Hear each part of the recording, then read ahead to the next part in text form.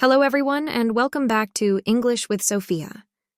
Today, we're diving into a B1 level English listening practice that will broaden your vocabulary and cultural understanding, specifically tailored to exploring the variety of dining establishments in the U.S.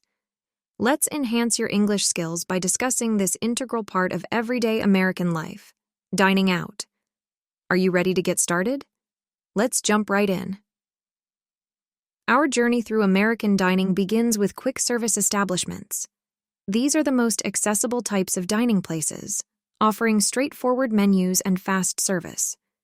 Here, the English used is simple and direct, making it an excellent starting point for language learners to pick up basic ordering phrases and food-related vocabulary. Next, we explore family-owned restaurants, often cherished for their personal touch and unique flavors. These mom-and-pop establishments are fundamental in American culture and provide a more complex range of vocabulary due to their diverse menus and the stories behind their dishes. Discussing these restaurants will help you learn how to describe food, discuss restaurant atmospheres, and engage in more detailed conversations. As we ascend the ladder of dining experiences, we arrive at upscale dining establishments. These are the epitomes of elegance and culinary sophistication. Here, the language becomes more refined and polished, involving descriptions of exotic dishes and high-quality service. We'll explore how to articulate a fine dining experience, use adjectives for taste and texture, and understand the etiquette that accompanies such high-end environments. Another quintessentially American dining option is the diner.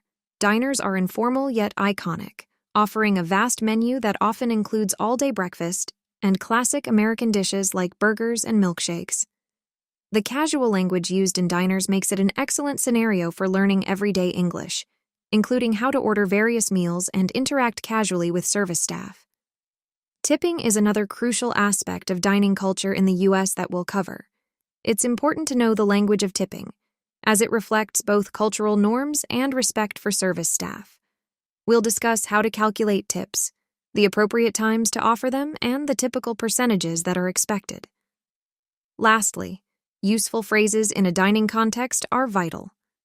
For example, upon entering a restaurant, you might need to communicate the number of people in your party by saying, "Table for 2, please," or "A table for 4, if possible.